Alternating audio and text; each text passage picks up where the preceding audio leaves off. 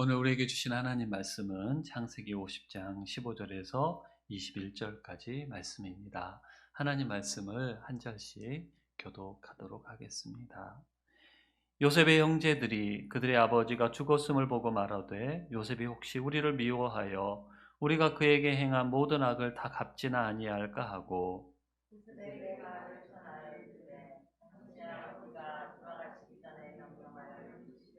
너희는 이같이 요셉에게 이르라. 내 형들이 내게 악을 행하였을지라도 이제 바라건대 그들의 허물과 죄를 용서하라 하셨나니 당신 아버지의 하나님의 종들인 우리 죄를 이제 용서하소서 하매 요셉이 그들이 그에게 하는 말을 들을 때에 울었더라.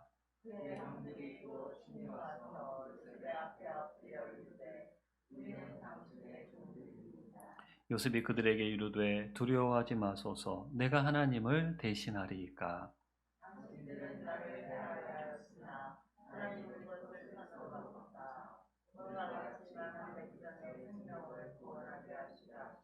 함께 당신들은 두려워하지 마소서 내가 당신들과 당신들의 자녀를 기르리이다 하고 그들을 간곡한 말로 위로하였더라.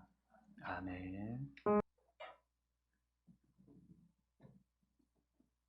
한 3년 정도 매스컴으로부터 좀 떨어져 있었던 음. 시간이었던 것 같아요. 네네. 4년 전부터 조금 몸이 네. 좀 서서히 좀 안 좋아졌어요. 성대 역기능이라는 좀 특수한 그런 증상이 저한테 왔어요. 이 숨을 들이마실 때 성대가 확 열리는 게 정상인데 거꾸로 이게 닫히는 거예요. 병원에 정말 좋다는 데를 다 다녀봤죠. 제가 저 스스로 뇌에 거꾸로의 신호를 보내고 있는 거래요. 스트레스가 굉장히 쌓일 때 이런 증상이 아주 간혹 나타나는 경우인데 그게 찾아온 거예요. 아내가 일 좀 내려놓으라고. 이러다 큰일 난다고. 그래서 그때 일을 다 내려놓고 아내와 아이랑 같이 제주도에 먼저 한 달 살이 먼저 내려왔어요. 그게 너무 맛있고 귀했어요. 아내가 내친 김에 우리 1년 살이를 해보는 게 어떻겠냐. 네. 그래서 네. 오롯이 1년 동안 제주도에 있었습니다. 제주도에 가서 발견한 게 그거예요. 몸도 마음도 삶도 아팠는데 그걸 덮어놓고 있었구나.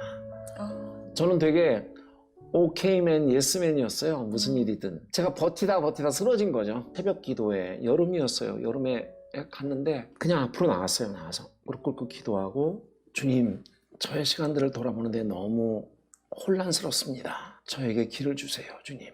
그때 너무 따뜻한 느낌과 함께 그런 말씀을 주시는 것 같았어요. 너의 시작부터 지금까지 내가 너를 사랑한다. 그 다음부터는 계속 가는데 회개거리를 찾아주시고 떠오르게 해주시고 하나씩 저를 치유해주고 계신다는 그 생각이 들었습니다. 네가 겪고 있는 것 중에 당연하지 않은 것이 있니? 라고 물어보시는 것 같아요. 아이랑 뒹굴고 또 아내랑 눈을 마주치고 식사를 같이 하고 우리에게 주어진 각자의 달란트로 일을 하고 또 뭔가를 도전할 수 있고 같이 성경 말씀 보고 예배하고 찬송할 수 있고 이게 당연한 걸까요? 알게 됐어요. 이런 게 하나도 당연한 게 아니구나. 당연하다라고 생각하는 순간 감사가 빠지잖아요. 맞아요. 근데 당연의 반대말은 감사였더라고요. 그러고 보니까 매일매일이 선물인 거고 네. 매일매일이 기적이고 기회인 거죠. 고난은 위장된 축복이다 이런 말씀들 많이 하는데 그 말씀 별로 안 나와닿았거든요. 그런데 아픔의 시간들도 또 이 치유의 과정 이 시간들도 너무도 귀하다는 생각이 들고요. 이 시간들을 깊게 잘 느껴보고 싶어요. 그리고 그 시간들을 잘 기억하고 싶고 중요한 건 우리가 또 깨달음도 중요한데 행함으로 이어지지 못하면 정말 헛것이잖아요. 그렇죠. 네. 그래서 저한테 계속 새겨주십사 하고 기도하고 있습니다.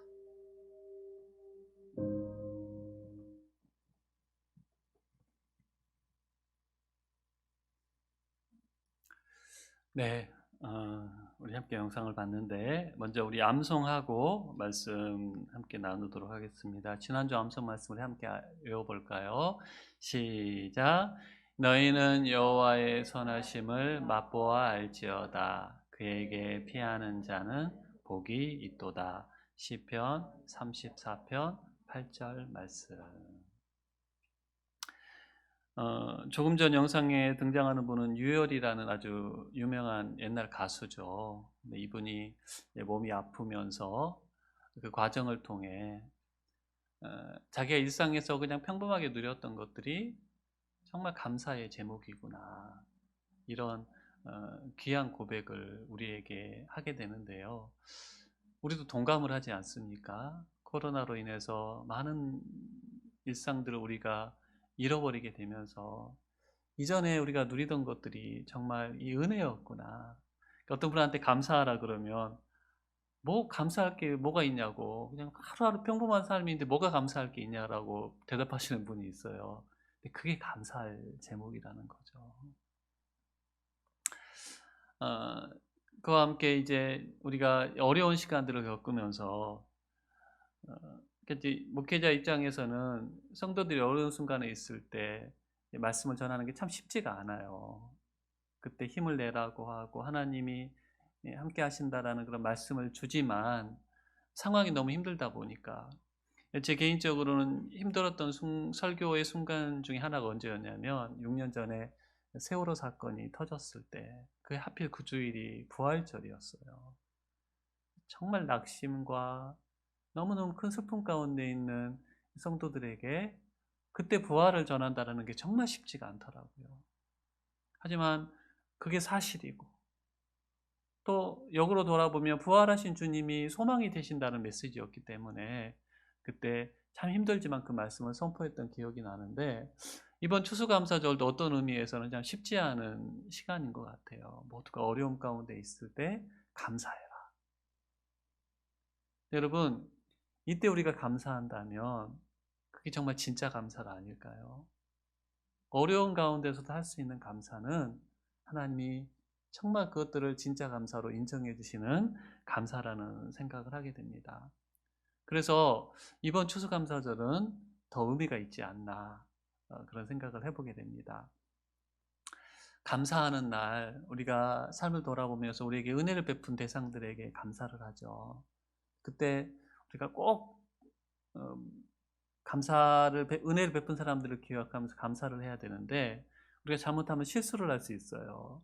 가끔 이 연말에 시상식 때 보면 연예인들이 나와서 앞에서 이제 상을 받는 자리에서 감사를 표현하잖아요. 뭐 이렇게 감사할 분들이 많은지 뭐 기획사 식구들부터 시작해가지고 같이 연기를 한 동료 배우들 또 뭐 스태프들 또 가족들 친구들 이렇게 언급을 하죠. 또 보통 마지막에 이제 제일 중요한 사람들이 언급이 되잖아요. 아내나 남편이나 아니면 자녀들, 부모님들. 근데 가끔 보면 어떤 분들은 너무 많이 언급을 하다가 정말 언급해야 될 분들을 빼놓는 걸 보게 돼요. 가족들에게 고맙다는 것들을 빼놓는 것들을 보게 되는데 우리가 한 해를 돌아보면서 감사하는 오늘 결코 빼놓아서는 안 되는 우리의 가장 큰 감사가 향해야 되는 대상이 있죠. 바로 우리 하나님이세요. 우리를 만드시고 우리를 지금까지 길러주시고 보호하여 주시고 인도해 주시고 우리가 기도에서 고백했던 것처럼 일과 공부할 수 있는 건강과 여건을 허락해 주시고 수고할 수 있게 해주시고 수고의 열매를 거두게 하신 하나님, 우리가 지금 누리고 있는 모든 것을 허락하신 하나님께 우리는 마땅히 감사를 드릴 수 있어야 돼요. 그런데 그걸 아는데 너무너무 지금 힘든 상황 가운데 있는 분들은 감사가 잘 안 나올 수가 있어요. 몸이 아프고 또 경제적으로 너무 어렵고 사방이 이렇게 다 막힌 것 같고 또 이 관계에서 되게 힘든 상황을 겪는 분들은 머리로는 감사해야 된다는 것을 아는데 참 마음의 소란한 감사를 하기가 힘들 수가 있어요. 그런 우리를 보면 하나님 뭐라고 말씀하실까요? 그래 내가 너 상황을 아니까 이번에는 추수감사절을 안 지켜도 내가 뭐라고 안 할게. 이번에는 그냥 감사하지 말아라. 하나님은 그러시지 않고 우리에게 뭐라고 말씀하시냐면 그래도 감사하라고 말씀을 하셔요.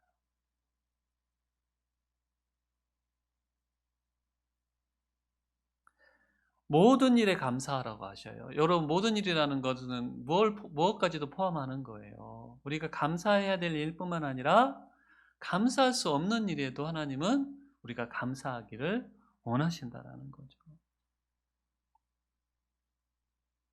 왜냐하면요, 우리의 감사를 받으시는 하나님은 선하신 분이시기 때문이에요. 우리에게 선한 일을 행하셔서 우리가 그 하나님께 감사를 해야 되고, 우리 삶에 일어나는 선하지 않는 일까지도 하나님은 궁극적으로 우리에게 선이 되게 하시는 분이시기 때문에, 선하신 하나님이란 말에는 그 의미까지 담겨져 있는 거예요. 앞에 프랭카드에 여호와께 감사하라, 그리고 그 밑에 말이 그는 선하시고 그 인자하심이 영원하다, 이 다윗의 고백인데요. 하나님은 우리에게 선을 행해 주시는 분이시고, 그것은 모든 일에 우리에게 결국에는 유익이 되게 하시는 분이시기 때문에 우리가 감사할 수 있어야 한다는 그런 말이에요.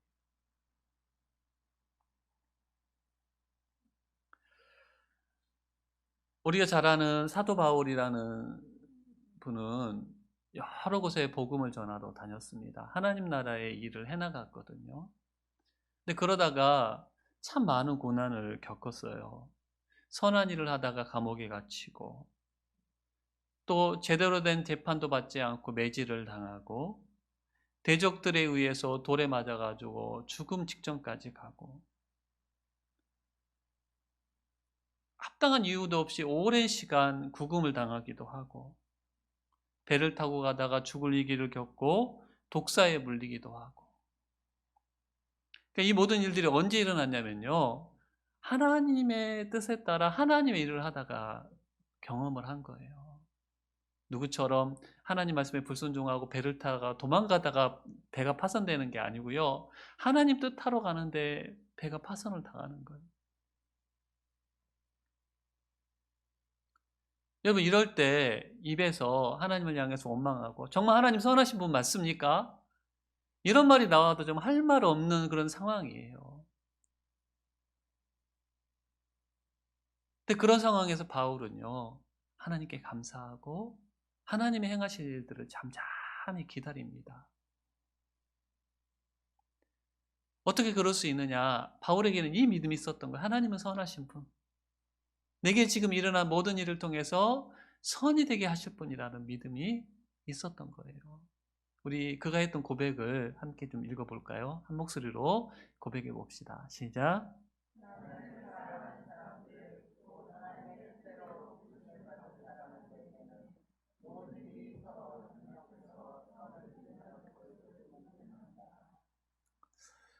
이 고백대로 바울은 그의 삶에 일어난 모든 일이 선이 되게 하시는 하나님을 경험을 했어요.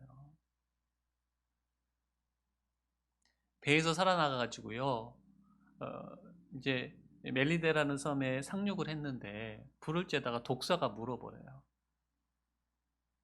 그러니까 그 마을 사람들이 뭐라고 생각하냐면, 저 사람은 진짜 죄인인가 보다. 죄수로 배를 타고 로마로 가는 도중에 일어난 일이었는데요, 풍랑 가운데 살아난 거예요. 근데 독사가 물었어요. 그러니까 사람들이, 저 사람은 꼭 죽어야 될 사람이니까 신이 저렇게라도 죽게 하는구나. 이게 무슨 일이에요, 여러분? 근데 이제 결국에는 그 일이 나중에 바울에게 선이 되게 하시는 하나님을 또 경험을 하는 거죠. 이랬기 때문에 그의 삶에 일어난 이 힘든 일 가운데도 바울은 찬양하고 감사하고, 자기만 그런 게 아니라 사람들에게까지도 그렇게 하자라고 권면할 수 있었던 것은 이 모든 일이 선이 되게 하시는 하나님을 신뢰했기 때문이라는 거죠.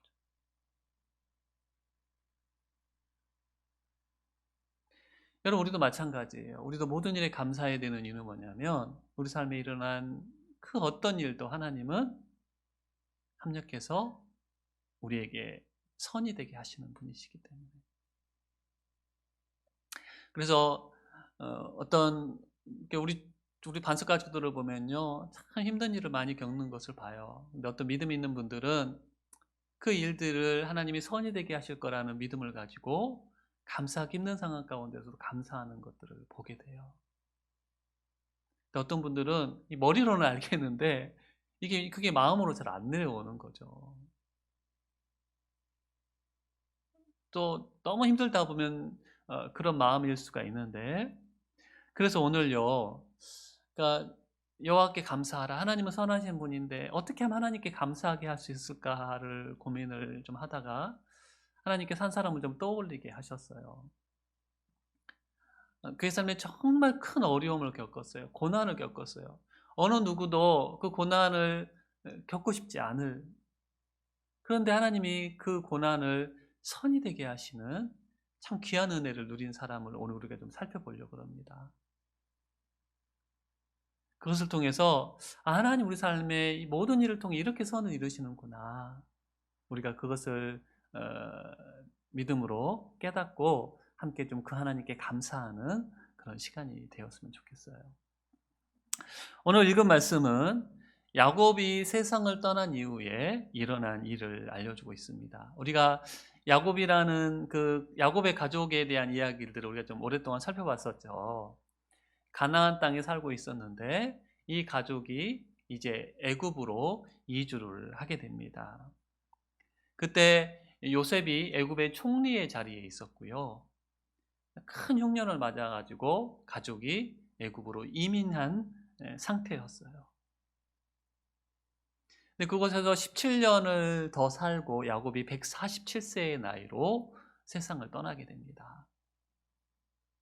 그 아버지가 세상을 떠나자 형들이 동생에게 사람을 보내가지고 자기들이 요셉에게 악을 행했다라고 인정하면서 용서해달라고 요청을 하게 돼요. 오늘 말씀이 그 말씀이거든요. 형들이 어떤 악을 행했기에 요셉에게 자기들을 용서해달라고 이렇게 요청을 한 걸까요? 가나안에 살 때 요셉은 아버지의 사랑을 독차지를 했습니다. 그래서 아버지가 요셉에게만은 특별한 옷을 입혔어요. 채색 옷을 입혀가지고 내가 정말 사랑하는 아들이라는 것들을 그렇게 드러냈는데, 그러다 보니까 형들이 요셉에게 좋은 마음일 리가 없었어요. 그 당시 요셉의 어머니가 일찍 세상을 떠났기 때문에 그래, 어머니가 없으니까 아버지가 저러시나 보다 라고 이해하려고 했는데 아마 했을 거예요. 근데 요셉이 형들이 자기를 사랑할 수 없는 행동을 계속 하는 거죠. 일을 하다가 형들이 잘못을 하면 요셉이 아버지에게 그것을 일러바치고, 또 자기가 아주 대단한 사람이 될 거라는 꿈을 2번이나 꿔가지고 그 꿈 이야기를 가족들 앞에서 하는 거예요. 그러니까 형들이 미운 거예요, 요셉이. 그 미움이 얼마나 커졌는지요. 형들 마음 가운데 요셉을 어떻게 해야 되겠다, 이런 마음까지 커지게 된 것이죠. 그러다 이제 아버지의 심부름으로 요셉이 형들이 양을 치는 곳으로 오게 되고, 형들이 처음에는 요셉을 죽이려다가 죽이지는 못하고 애굽의 노예로 팔아버리게 됩니다. 애굽을 향하는 이 이스마엘 상인들에게 돈을 받고 동생을 팔아버려요. 요셉이 살려달라고 애원을 합니다. 울면서 애원을 하는데 매몰차게 거절을. 여러분, 다른 사람도 사실은 잘 하지 못하는 걸 형제들이 하는 거예요. 그로 인해 요셉은요, 노예가 되고요. 노예로 그치지 않고 제수의 상태까지 떨어지게 돼요. 이 형들이 행한 이 악으로 말미암아 요셉은 그가 결코 맛보지 않을 수 있었던 그 삶을 경험을 하게 된 거죠.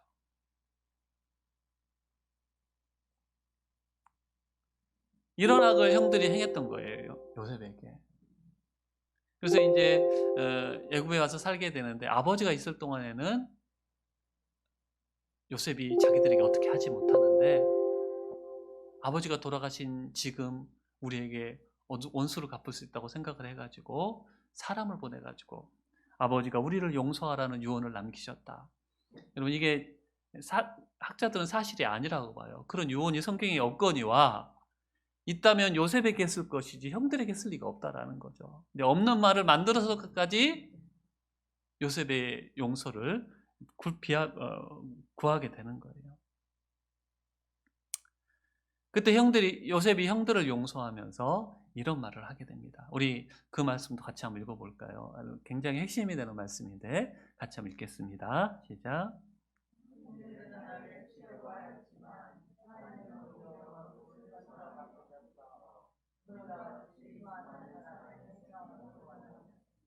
요셉은 경험한 거예요. 자기에게 임한 이 악, 형들의 무서운 악을 하나님이 손으로 바꾸신 것을. 그런 고백을 하면서 형들을 용서하게 되는 거죠. 그래서 창세기 50장이 아름다운, 창세기 말씀이 아름다운 화해로 끝나게 되는데요. 여러분, 요셉의 삶에 임한 비극을 하나님은 선으로 바꾸십니다. 이 하나님은 오늘 우리가 믿고 섬기고 감사하는 그 하나님과 동일하신 분이에요. 그 말은 무슨 말이냐면 요셉의 삶에 일어난 일을 선으로 바꾸신 하나님은 우리의 삶에 일어난 모든 일들을 선으로 바꾸시는 분이시라는 거죠.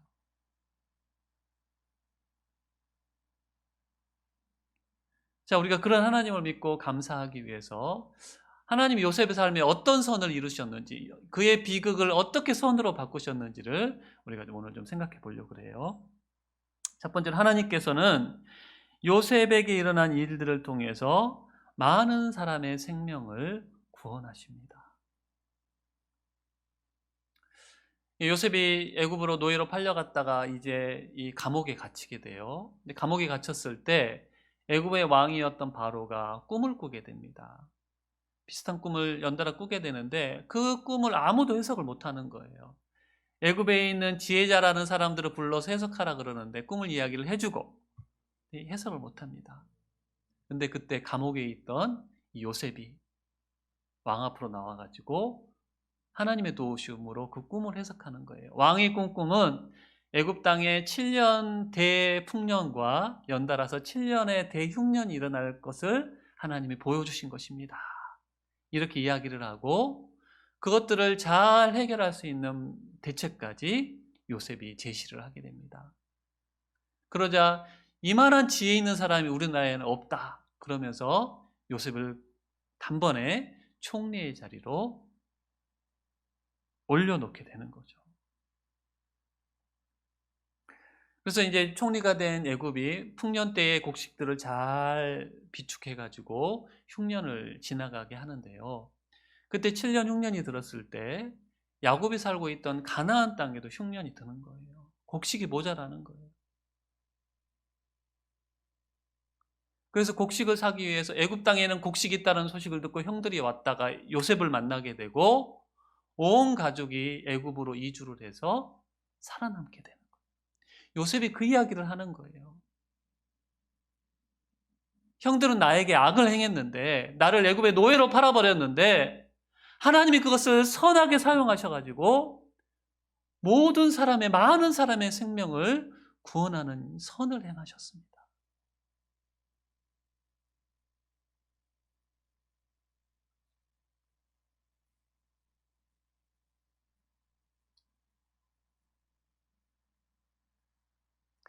여러분 그 이 악한 일이 요셉에게 경험되어졌을 때 나중에 이 일이 될 걸로 누가 알았겠어요?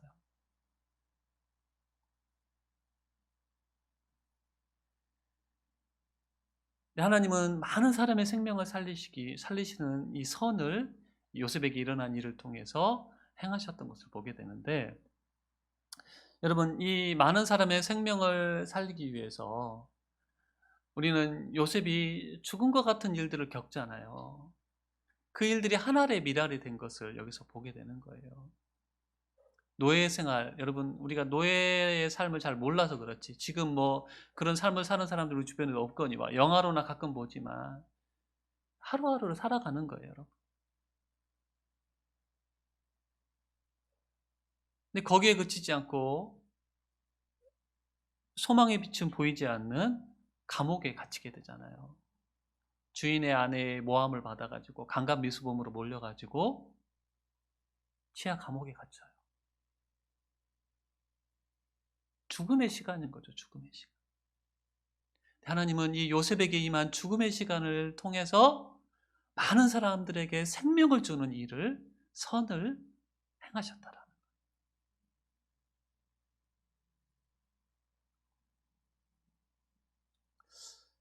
무슨 말이에요, 여러분? 우리의 삶에 임한 이 모든 죽음과 같은 일을 하나님은 생명을 살리는 일로 만드실 수 있는 분이라는 거예요. 요셉과 비교할 수 없겠지만 지금 소망이 보이지 않는 상황을 만난 분들이 계실 거예요. 해결해야 될 문제의 엄청난 크기로 인해서 끝이 보이지 않는 어두운 터널을 지나는 것 같아서 죽을 것 같은 심정을 가지신 분들이 계실 텐데, 여러분, 하나님이 그냥 두시지 않는다라는 거예요. 그 죽음과 같은 우리의 상황이 생명을 살리는 일로 바꾸시는 분이 바로 우리 하나님이시다.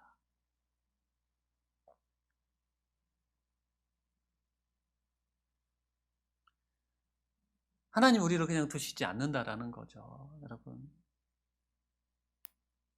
이 죽음과 같은 시간을 통해서 나를 살리시고 우리 가족을 살리시고 우리 주변에 있는 사람들을 살리시는 하나님의 역사가 나타나게 될 거라는 거예요.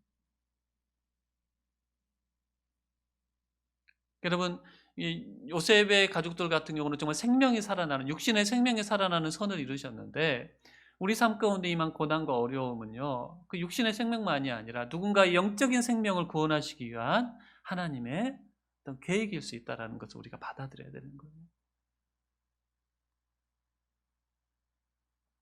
여러분, 바울이 그러지 않습니까? 빌립보 감옥에 갇혔어요. 바울에게는 죽은 것 같은 상황이죠. 근데 그를 통해서 하나님께서 그 감옥의 간수의 가정을 구원을 이루시잖아요. 여러분, 우리 삶 가운데 고난이 찾아왔을 때 우리가 믿음으로 힘들지만 그런 생각의 전환을 해야 된다는 거예요. 하나님이 이를 통해서 어떤 일을 이루시려고 하시는 걸까? 그러니까 오늘 첫 번째 말씀에 따르면 어떤 생명의 역사를 이루시려고 지금 이 일들을 허락하신 걸까? 우리가 그렇게 믿음으로 기대하는 마음을 가져야 된다는 거예요.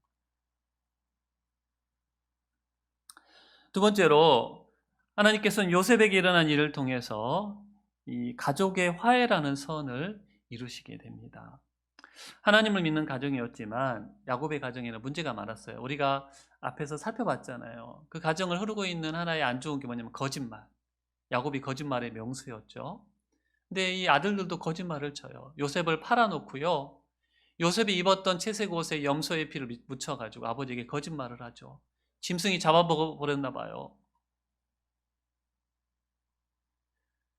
그것도 이 가정에 흐르는 또 하나의 문제가 뭐였냐면 편애, 치우친 사랑을 한다라는 거. 야곱이 레아보다도 라헬만 사랑했죠. 그리고 라헬이 낳은 두 아들 요셉과 베냐민을 그렇게 사랑합니다. 다른 아들 입장에서는 얼마나 여러분 서운하겠어요. 똑같은 아들인데. 그래서 이 요셉이 팔려버리는 이 문제도 결국에는 이 편애에서 시작해가지고 커지게 되는 건데, 여러분 이런 문제가 있는 야곱의 가족들은요 하나가 될 수가 없었어요. 그러다 이제 형들이 애굽에서 요셉을 만난 이후에 가족들의 이 문제들이 조금씩 서서히 해결이 됩니다. 요셉이 총리로 이제 곡식을 주관하고 있을 때 이 형들이 곡식을 사러 와요. 그때 형들은 요셉을 못 알아보죠. 어떻게 알아보겠어요? 꿈도 꾸지 못하는 거죠. 요셉은 형들을 알아보고 형들을 스파이로 몰아갑니다. 너희들 애굽을 정탐하려고 왔지? 형들이 절대 아니라고 이야기를 하죠. 그것이 진실함을 증명하려면 너희가 동생이 있다라고 이야기를 했는데 그 동생을 데리고 와라. 그러면서 형들 중에 한 명인 시므온을 감옥에 가두게 됩니다. 집으로 돌아가요. 아버지에게 이야기를 합니다. 곡식을 구해왔는데 시므온이 갇혀 있습니다. 시므온을 데려오려면 동생 베냐민을 데리고 가야 됩니다. 근데 아버지가 허락을 하지를 않는 거예요. 자기가 가장 사랑하는 아들인데 내줄 수 없다라는 거죠. 그럼 아버지의 이런 모습 앞에서도 형들이 또 상처를 입는 거예요. 시므온은 아들이 아닌가. 근데 결국에는 여러분 야곱이 내어주잖아요. 그것이 야곱의 입장에서는 그의 편애를 끊을 수 있는 하나의 기회가 되는 거예요.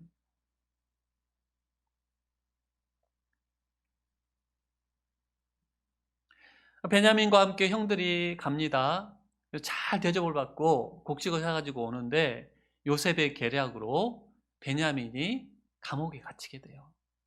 요셉이 사용하던 은잔을 훔쳤다는 이유로 감옥에 갇히게 되고 평생 감옥에 있을 위기를 만나게 됩니다.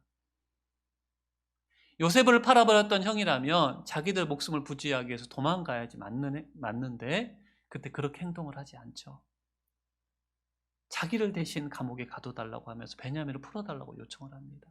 여러분, 이런 행동을 통해서 요셉의 그 야곱의 가족이 있었던 이 잘못된 사랑, 서로를 향한 미움과 질시들이 풀어져 가는 거예요. 조금씩.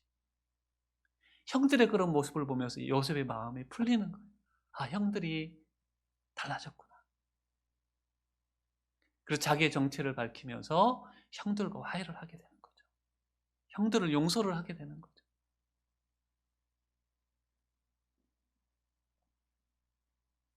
여러분, 그렇게 용서를 했는데요, 아버지가 돌아가시고 나니까 형들은 두려워하는 거예요.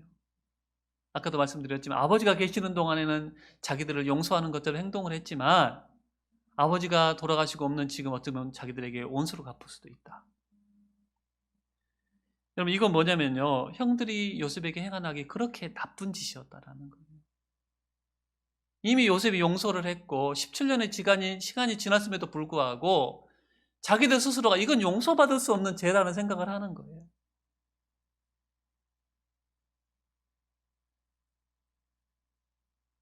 요셉이 어떻게 합니까?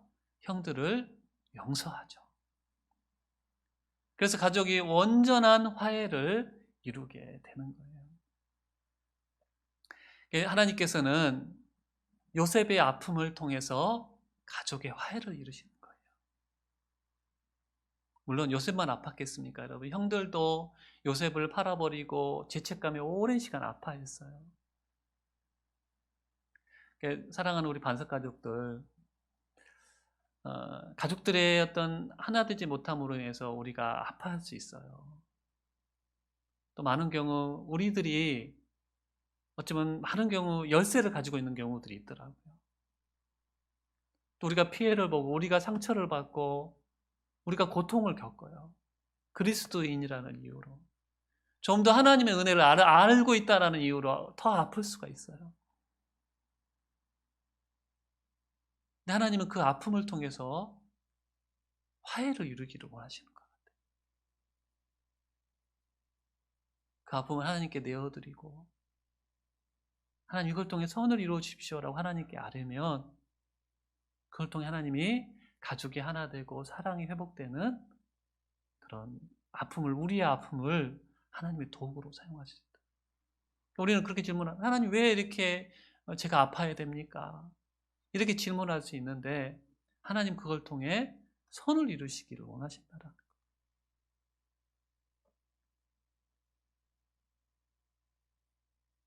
여러분, 요셉의 집안을 보시면 아시겠지만 이 화해라는 게 참 단번에 이루어지지 않잖아요. 오랜 시간, 골이 깊을수록 시간이 더 걸릴 수는 있는데요. 그것을 그 뒤로 숨으라는 말이 아니에요. 그러니까 이렇게 말씀드리면 그래, 화해는 기니까 내가 지금 안 해도 돼. 그러지 말고 계속되는 용서와 또 화해를 향한 시도들이 이어져서 여러분 그 깊은 골들이 메워져 간다라는 거. 그 기간 속에 여러분 내가 마음이 다칠 수도 있고요. 닿는 것, 다치는 거 말고 내가 이렇게까지 해야 되나라는 생각이 들 수도 있지만 다시 용서로 나아가고 우리 아픔을 하나님 앞에 내어놓고 하나님 의지하고 하나님의 힘 도우심을 구할 때 이걸 통해 용서라는 화해를 하나님 이루어 나가신다.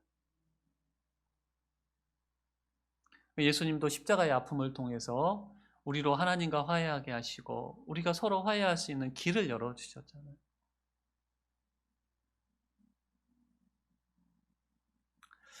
한 가지 더 하나님이 어떤 선을 베푸시느냐, 요셉을 변화시키십니다. 자, 오늘 말씀에서 요셉이 보여주는 모습을 좀 볼까요? 형들이 처음에는 사람들을 보내가지고 용서해 주기를 청합니다.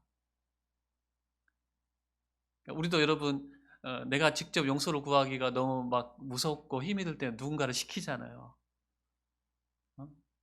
당신이 조금 말해달라 그러고 형들도 그래요. 그때 이 요셉이 형들이 용서를 구하는 말을 듣고 울어요. 여러분 왜 울었을까요? 여러 가지 이유가 있을 것 같아요. 하나님이 뭐 나의 아픔을 아시는구나, 이런 내 마음을 아시는구나, 뭐 이런 것들도 포함되어 있겠지만 요셉의 마음 가운데 형들을 불쌍히 여기는 마음이 일어났던 것 같아요. 내가 이미 용서했는데 형들은 지금까지 죄책감 가운데 살았구나. 불쌍히 여기는 마음이 드는 거죠. 요셉이 울었다는 말을 듣고 형들이 단숨에 달려와요. 엎드려가지고 다시 한번 종처럼 용서를 빕니다. 여러분 이건 뭐예요? 꿈의 실현이잖아요. 요셉에게 보여주셨던 꿈의 실현. 그때 요셉이 뭐라고 말하냐면 내가 하나님을 대신할 수 없다. 그 말은 무슨 말이냐면 원수 갚고 심판하는 건 하나님이 하실 일이고 자기가 할 일은 용서하는 일이다라고 이야기를 하는 거죠. 여러분 요셉은 심판할 수 있는 자리에 있었어요. 사실 총리 얼마나 높습니까? 근데 그렇게 하지를 않아요. 오히려 형들을 섬기고 가족들을 섬기겠다 그러면서 위로의 말을 합니다. 여러분 이전 요셉의 모습은요, 아까 제가 말씀드렸던 이 형들의 잘못을 일러바치고 자기가 꿈꿈을 자랑스럽게 떠벌리던 철부지 요셉과는 너무 다른 모습 아닙니까? 우리 요셉이가 이렇게 달라진 거예요.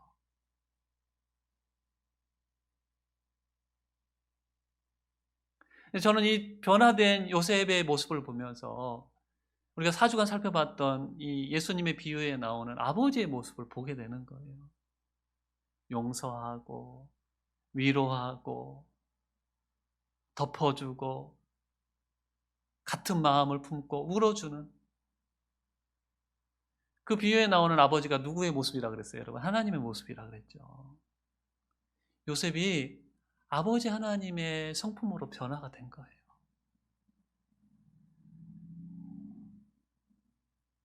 여러분 이 성품의 변화가 어떻게 일어나게 된 겁니까?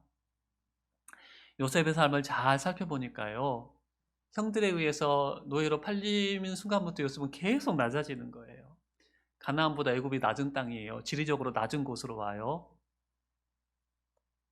그리고 아버지의 사랑받던 아들에서 다른 사람을 섬겨야 되는 노예의 이치로 낮아져요. 그가 입던 옷은 채색 옷인데요, 노예들이 옷이나 제대로 입었겠습니까?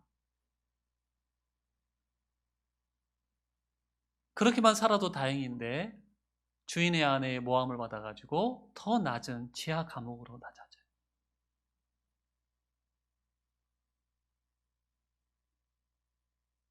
너무나 싫고 피하고 싶고 부인하고 싶었던 이 계속 낮아짐을 통해서 요셉의 성품이 변화가 된 거죠.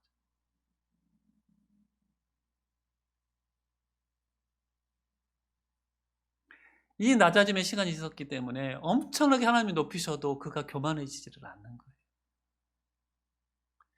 사람들과 같은 마음을 품는 겸손한 사람이 될 수가 있는 거예요.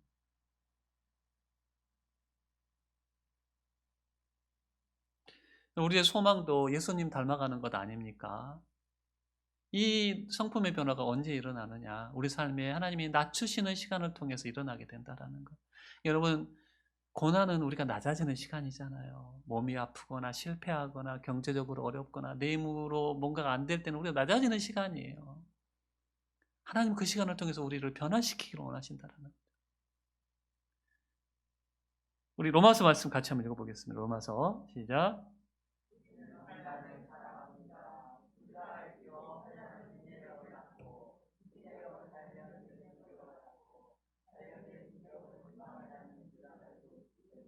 우리 삶에 찾아온 고난이 우리의 인격을 만들어 간다는 거죠.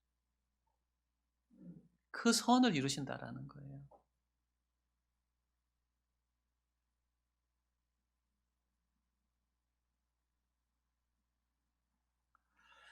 하나님 앞에 감사를 드리는 오늘, 여러분 아시죠? 이날만 감사하고 다른 날은 감사하지 말자, 그게 아닌가 아시잖아요. 어버이날이 5월 8일인데 그날만 어버이 사랑에 감사하는 거예요? 아니잖아요. 그날을 중심으로 우리가 그 마음을 더 크게 갖자라는 어떤 감사의 시작이고 감사의 절정이고 그런 고백이잖아요. 네, 다 알고 계시는데 제가 높아심에 말씀을 드린 거예요. 감사하는 날인데 감사할 이유들이 참 많은 분들도 계시겠지만 그렇지 않은 분들도 계실 수가 있어요. 요셉이 겪었던 것처럼 죽은 것 같은 상황에 처한 분이 계실 수도 있고 너무너무 아파서 또 내가 이렇게까지 낮아질 수 있을까라는 상황 가운데 있을 때 감사가 잘 나오지가 않죠. 그럴 때면 욥의 아내가 너무 극심한 고난을 겪는 남편을 향해서 차라리 하나님 욕하고 죽으라고 했던 그 말이 너무 공감이 되는 상황일 수가 있어요.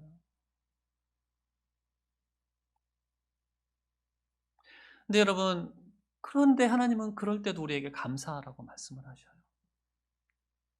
감사가요, 하나님의 권면이나 제한이 아니에요. 명령이에요, 명령. 모든 일에 감사하래요. 왜냐? 하나님 우리의 모든 일이 합력해서 선이 되게 하시는 분이시기 때문이라는 거예요. 죽은 것 같은 상황을 통해 생명을 살리는 선을 이루시는 하나님, 우리의 아픔을 통해서 화해라는 아름다운 하나됨을 이루시는 하나님, 우리의 낮아짐과 내려감을 통해서 우리의 성품을 변화시키는 하나님의 선하심을 우리가 믿음으로 바라보면서 감사할 수 있어야 된다는 거예요. 여러분, 혹시 지금 그런 상황 가운데 있다면 하나님이 내 삶에 어떤 선을 이루실까? 이런 믿음의 기대로 우리가 감사할 수 있어야 한다는 거죠. 참 우리 힘으로는 참 그것이 알매도 불구하고 힘들지만 우리에게 누가 함께 하시느냐? 그 모든 일을 친히 경험하신 예수님께서 우리와 함께 하시잖아요. 죽음과 아픔과 한없이 낮아짐의 그 시간을 통해서 하나님의 선을 경험하신 예수님께서 우리와 함께 하시면서 그럼에도 불구하고 감사할 것을 우리로 하여금 가르치시고 인도해 주시고 격려해 주십니다. 여러분, 고난 가운데 하나님은 우리와 함께 하시며 그것들을 감당하게 하시고요. 또 우리가 그것들을 잘 통과하게 하실 거예요. 그것을 기억하고 선하신 하나님께 믿음으로 감사할 수 있는 우리 사랑하는 반석가족들 될 수 있기를 축복합니다. 우리 함께 찬양하겠습니다.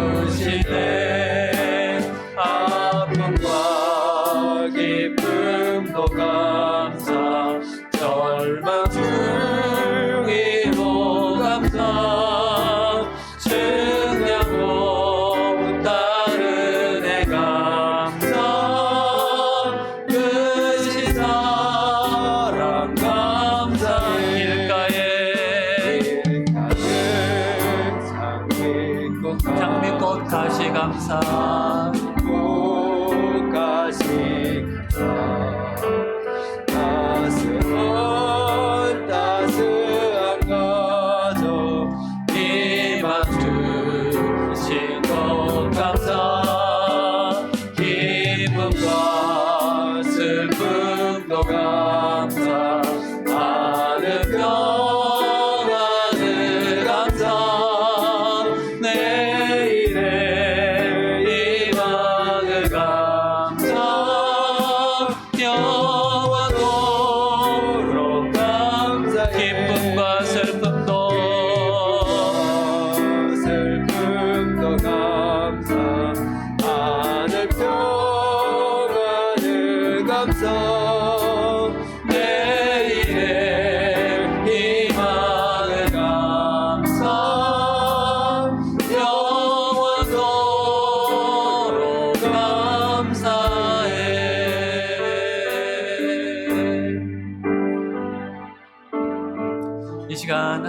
바라보면서 하나님 앞에 감사의 기도를 좀 올려드렸으면 좋겠어요.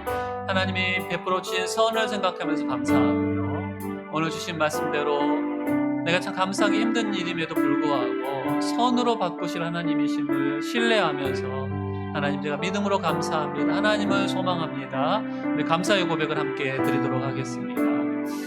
아버지 하나님, 감사합니다. 한 해 동안 저희들을 인도하여 주시고 하나님 베풀어 주신 많은 선한 일들로 인해서 감사합니다. 먹이시고 입히시고 인도하시고 보호하신 하나님 찬양합니다. 하나님, 믿음의 눈이 뜨이고 아버지 하나님, 믿음의 귀가 열리고 믿음의 마음이 열려서 우리 삶에 일어난 감사하기 쉽지 않은 일에도 하나님 앞에 믿음으로 감사하는 우리들이 되게 하여 주시옵소서. 모든 일이 합력하여 선이 되게 하신 하나님을 찬양합니다.